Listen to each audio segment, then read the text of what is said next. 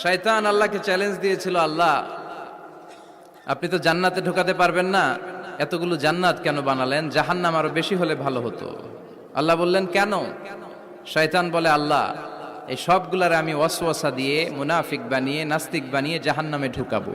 আমি চ্যালেঞ্জ দিলাম, ডান দিক থেকে ধোকা দেব, বা থেকে, সামনে থেকে, পেছন থেকে, নিচ থেকে, রগের শিরা উপশিরায় ঢুকে, মাজরাত দাম যেখান দিয়ে রক্ত চলাচল করে ওখানে ঢুকেও আমি ধোকা দেব। তো আপনি জান্নাতে ঢুকাবেন কেনমে? আল্লাহ বললেন, তুমি আমারও চ্যালেঞ্জ দাও, এত বড় সাহস? আমি তো সব রাজার বড় রাজা, মহারাজা। চিৎকার করে বলেন ঠিক কিনা? মহারাজার সাথে চ্যালেঞ্জ দেয়া যায় না। তুমি আমাকে চ্যালেঞ্জ দাও, ওকে ডান, আই টেক ইউর চ্যালেঞ্জ। আমিও তোমার চ্যালেঞ্জ নিলাম।